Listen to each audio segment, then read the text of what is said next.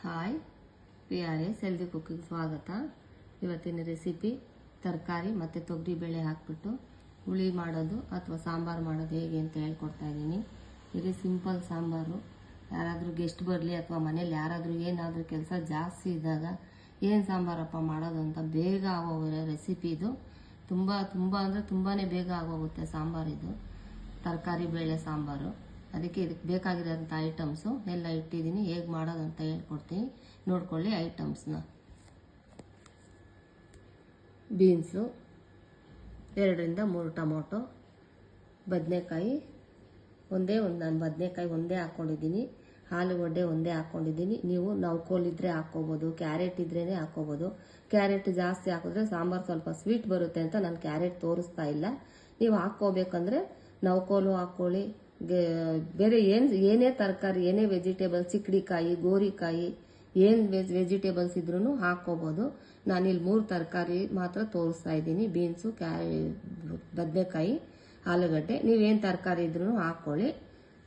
ತೊಗರಿಬೇಳೆ 1 ಕಪ್ಪು, ಈರುಳ್ಳಿ, ಹಸಿ ತೆಂಗಿನಕಾಯಿ, ಮನೆಯಲ್ಲೇ ಮಾಡಿರೋಂಥ ಸಾಂಬಾರು ಪೌಡ್ರು, ಸಾಸಿವೆ, ಕರಿಬೇವು, ಉಪ್ಪು, ಇದಿಷ್ಟು ಹಾಕ್ಬಿಟ್ಟು ಸಿಂಪಲ್ಲಾಗಿ ತರಕಾರಿ ಬೇಳೆ ಸಾಂಬಾರು ಹೇಗೆ ಮಾಡೋದಂತ ಹೇಳ್ಕೊಡ್ತೀನಿ, ನೋಡ್ಕೊಳ್ಳಿರಂತೆ ಬನ್ನಿ. ನೋಡಿ, ಯಾವಾಗಲೂ ಅಷ್ಟೇ ಸ್ಟವ್ವು ಉರಿ ಮೀಡಿಯಮಲ್ಲಿ ಇಟ್ಕೊಳ್ಳಿ. ನೋಡಿ, ತೊಗರಿಬೇಳೆ ಎಲ್ಲ ಫಸ್ಟೇ ತೊಳೆದೇ ಇಟ್ಕೊಂಡಿರ್ತೀನಿ. 1 ಬೌಲ್ ತೊಗರಿಬೇಳೆ ಹಾಕ್ತಾ ಇದ್ದೀನಿ. ಬೀನ್ಸು, ಆಲೂಗಡ್ಡೆ,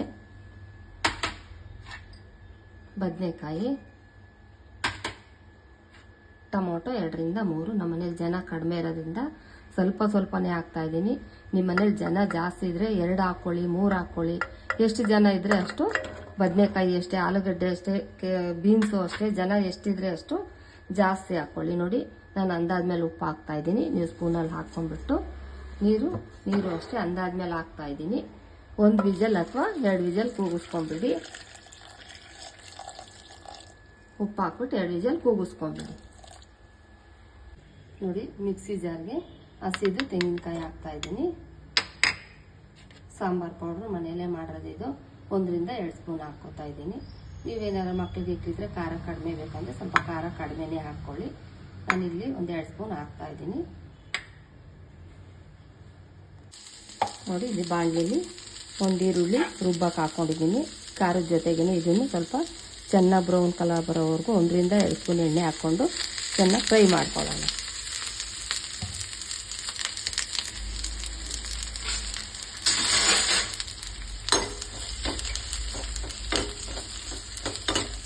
ಚೆನ್ನಾಗಿ ಸ್ವಲ್ಪ ಬ್ರೌನ್ ಕಲರ್ ಬರಲಿ ಅಷ್ಟರವರೆಗೂ ಚೆನ್ನಾಗಿ ಎಣ್ಣೆಯಲ್ಲಿ ಫ್ರೈ ಮಾಡ್ಕೊಳ್ಳಿ. ನೋಡಿ, ತೆಂಗಿನಕಾಯಿ ಸಾಂಬಾರು ಪೌಡ್ರು 1 ರೌಂಡ್ ಮಿಕ್ಸಿ ಜಾರ್ಗೆ ಹಾಕ್ಕೊಂಡಿದ್ದೀನಿ. ನುಣ್ಣಗಾಗಿದೆ. ನೆಕ್ಸ್ಟು ಈರುಳ್ಳಿ ಕರ್ಕೊಂಡಿರ್ತೀವಲ್ಲ ಅದು ಹಾಕ್ಬಿಟ್ಟು ತೋರಿಸ್ತೀನಿ. ನೋಡಿ, ಈರುಳ್ಳಿ ಇಷ್ಟು ಫ್ರೈ ಆಗಲಿ ನೋಡ್ಕೊಳ್ಳಿ.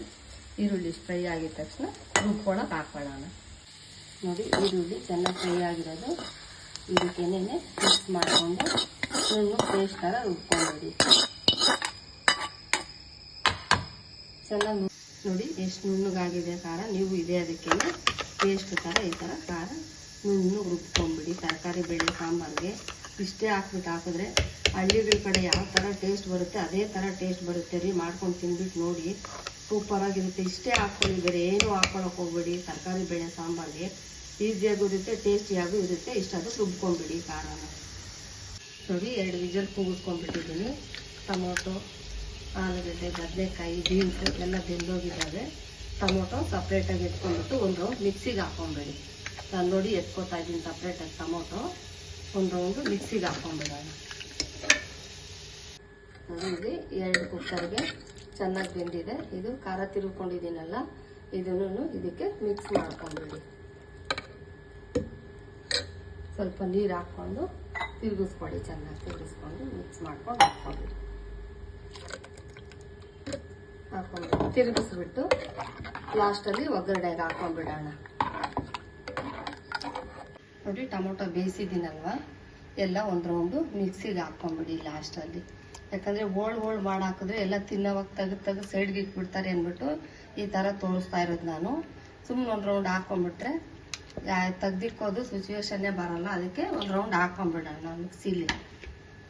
ನೋಡಿ ಟೊಮೊಟೊನ ಬೇಯಿಸಿರೋದು ಒಂದು ರೌಂಡ್ ನುಣ್ಣಗೆ ರುಬ್ಕೊಂಡ್ಬಿಟ್ಟು ಇದನ್ನು ಅದಕ್ಕೆ ಮಿಕ್ಸ್ ಮಾಡ್ಕೊಂಡ್ಬಿಡೋಣ. ನೋಡಿ ಹಾಕ್ತಾ ಇದ್ದೀನಿ. ಹಾಕ್ಬಿಟ್ಟು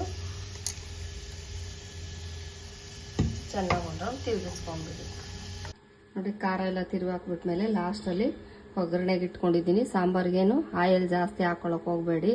1 ರಿಂದ 2 ಸ್ಪೂನ್ ಹಾಕ್ಕೊಂಡಿದ್ದೀನಿ, ನೀವು ಅಷ್ಟೇ ಹಾಕ್ಕೊಳ್ಳಿ. ಸಾಸಿವೆ ಹಾಕ್ತಾ ಇದ್ದೀನಿ.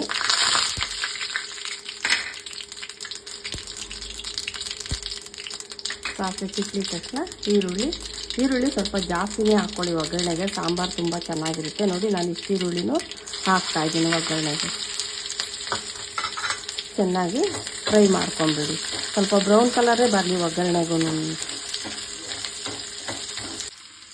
ನೋಡಿ ಈರುಳ್ಳಿ ಒಂದು 2 ನಿಮಿಷ ಸ್ವಲ್ಪ ಫ್ರೈ ಮಾಡ್ಕೊಂಡ್ಬಿಟ್ಟಾದ್ಮೇಲೆ ಲಾಸ್ಟಲ್ಲಿ ಕರಿಬೇವು ಹಾಕ್ತಾಯಿದ್ದೀನಿ. ನೋಡ್ಕೊಳ್ಳಿ, ಕರಿಬೇವು ಅಷ್ಟೇ ಸ್ವಲ್ಪ ಜಾಸ್ತಿನೇ ಹಾಕ್ಕೊಳ್ಳಿ. ಬೇಯಕ್ಕಾದರೂ ಹಾಕ್ಕೊಳ್ಳಿ, ಒಗ್ಗರಣೆಗಾದರೂ ಹಾಕ್ಕೊಳ್ಳಿ. ನಾನು ಯಾವಾಗಲೂ ಬೇಯಕ್ಕೆ ತೋರಿಸ್ತಾ ಇದ್ದಿದ್ದು, ಇವತ್ತು ಒಗ್ಗರಣೆಗೆ ಹಾಕ್ಕೊಂಡ್ಬಿಟ್ಟು ತರಕಾರಿ ಬೇಳೆ ಸಾಂಬಾರಿಗೆ ಇದೇ ಥರ ಹಾಕ್ಕೊತೀನಿ, ನೋಡ್ಕೊಳ್ಳಿ. ನೋಡಿ ಇಷ್ಟು ಅದಕ್ಕೆ ಬ್ರೌನ್ ಕಲರಲ್ಲಿ ಈರುಳ್ಳಿ ಇಷ್ಟು ಬ್ರೌನ್ ಕಲರಲ್ಲಿ ಆದರೆ ಚೆನ್ನಾಗಿರುತ್ತೆ.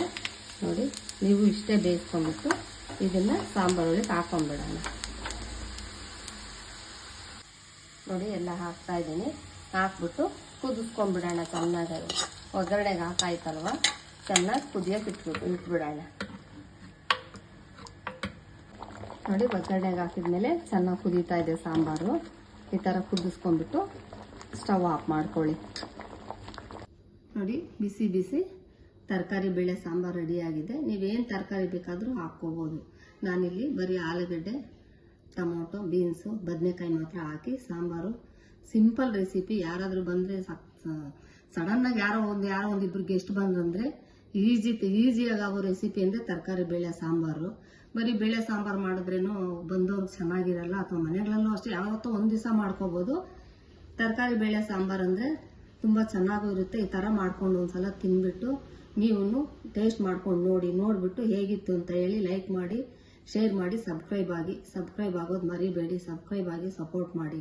Okay bye, thank you.